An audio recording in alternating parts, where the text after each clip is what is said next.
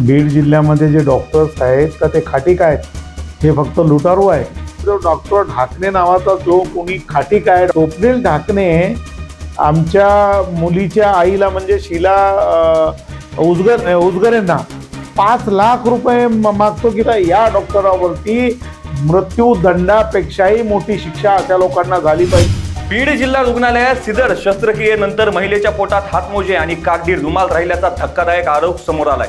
त्रास सुरू झाल्यानंतर कुटुंबियांनी संध्या गायकवाड या महिलेला बीडमधील एका खासगी रुग्णालयात नेलं, मात्र उपचारासाठी 5 लाख रुपयांची मागणी करण्यात आल्याचा आरोप आहे। याच प्रकरणावरून सामाजिक कार्यकर्ते बाबुराव पोटभरे यांनी जिल्हा रुग्णालयातील डॉक्टरांकडून रुग्णांना खासगी रुग्णालयात पाठवून सिंडिकेट चालवलं जात असल्याचा गंभीर आरोप केलाय।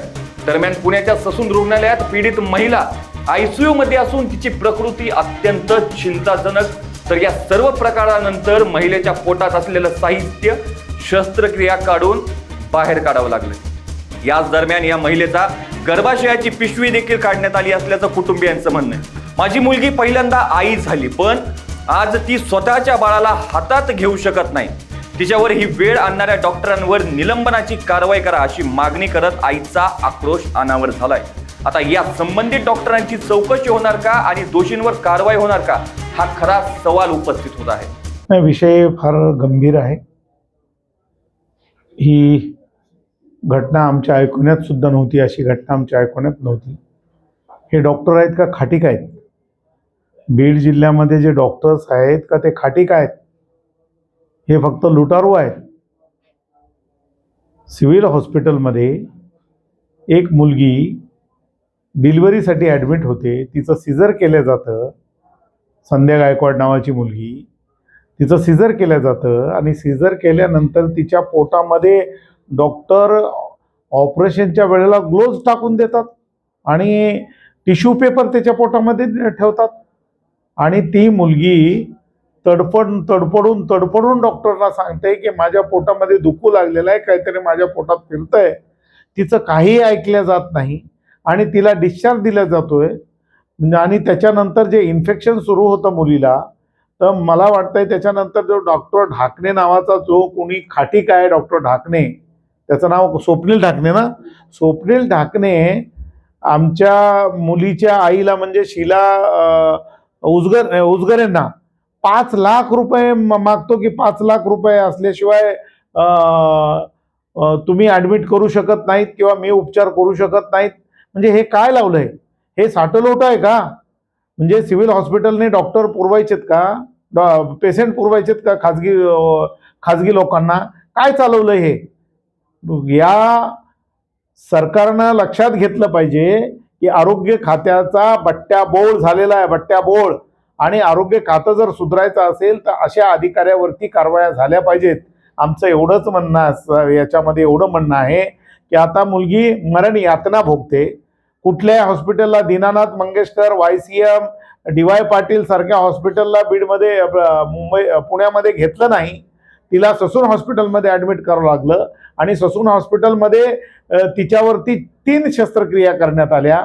त्याच्यामध्ये आताड्याची शस्त्रक्रिया करण्यात आली। जे ग्लोव्ज होते हातातले ते आताड्यामध्ये चिटकले आणि आताडे ते कापून काढावं लागले।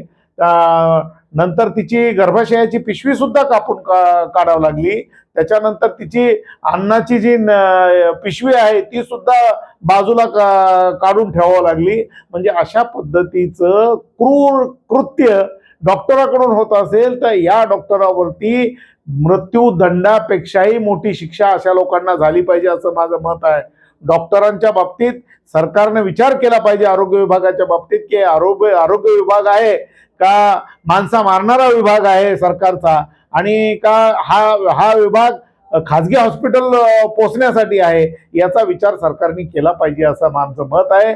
आता लवकरात लवकर सरकारने याची चौकशी केली पाहिजे आणि या मुलीला न्याय दिला पाहिजे। आताही ती मुलगी मरण यातना भोगते, आताही अनकॉन्शियस आहे, बेशुद्ध आहे।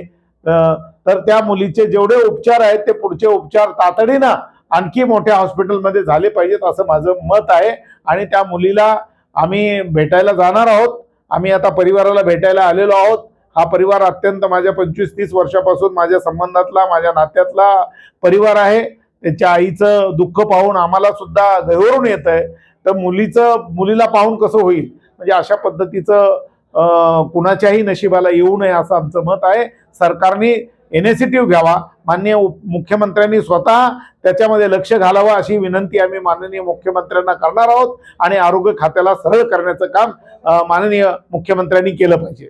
काय सरकारकडे तुमची शासनाकडे मागणी? माझं शासनाकडे ही मागणी आहे की मुलीचं जे अतोनात नुकसान झालेलं आहे, जीवनभराचं मुलीचं नुकसान झालेलं आहे, ते जीवनभराचं नुकसान सरकारने त्याची भरपाई केली पाहिजे आणि तिच्यावर होणारा जो औषधोपचाराचा खर्च आहे तो सुद्धा सरकारने केला पाहिजे. सरकारने त्याच्यात आरोग्यमंत्र्यांनी पुढाकार घेतला पाहिजे आणि आरोग्य खात्याकडून तो खर्च झाला पाहिजे आणि मुलीचं सुद्धा पुनर्वसन झालं पाहिजे असं आमची त्यांना कळकळीची विनंती आहे आणि आग्रहाची मागणी सुद्धा आहे.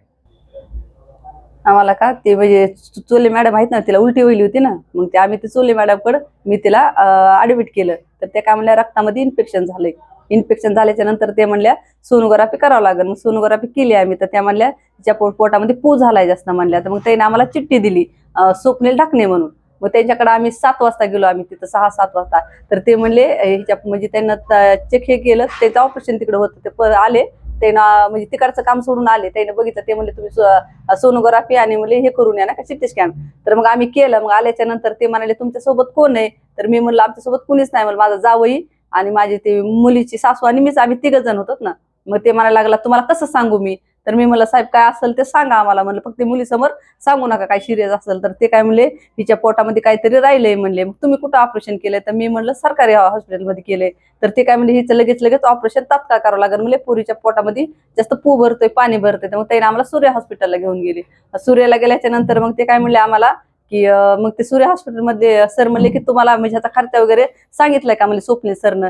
तर ते म्हणले नाही. तर मग ते काय म्हणले स्वप्नील सर लगेच येतील. मग ते लगेच त्यांची टीम वगैरे बरीच 20-25 जण घेऊन आले तिथं सूर्य हॉस्पिटलला.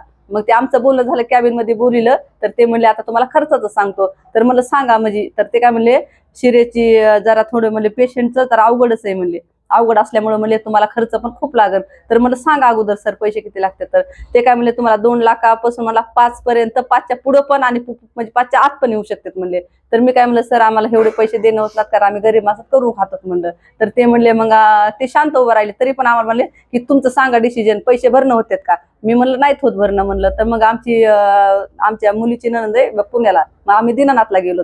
दीनानाथला गेल्याच्या नंतर मग ते पण म्हणले पेशंट सिरियस आहे म्हणले, आमच्याकडे उपलब्ध बेड नाही, तुम्ही ह्याला हलवा. मग वायशमला गेलो, ते पण म्हणले नाही. मग आम्ही डायरेक्ट ससनला 4 वाजता गेलो आम्ही तिथं मुलीला घेऊन माझ्या. मग त्यानं ऍडमिट म्हणजे जे केलं ऍडमिट केलं, ट्रीटमेंट दिली त्यानं. मग ते म्हणले तिच्या पोटामध्ये पूर्ण पू भरलाय म्हणले आणि पाणी पण झालंय म्हणले, खूप सिरियस आहे म्हणले. मग त्याने विचारलं ऑपरेशन करूपर्यंत पण गॅरंटी नव्हती दिली त्यानं आम्हाला. मग तिला 12 वाजता नेलं. आता मुलीची परिस्थिती कशी आहे? आता सध्या ती आयसीयू मध्येच आहे, तिथंच आहे, सुसन्नाच आहे. आता पुढील काय कारवाईची मागणी तुम्ही करता? आमच्या कारवाई की त्यांच्या डॉक्टरवर तात्काळ कारवाई करावी, त्यांना निलंबित करावं. आणि जे माझ्या मुलीचं समजा जे काही आता हे झाले समजा, त्याने खर्च वगैरे सगळा सरकारने सगळं माझ्या मुलीचं जे काही आहे ते बघावं.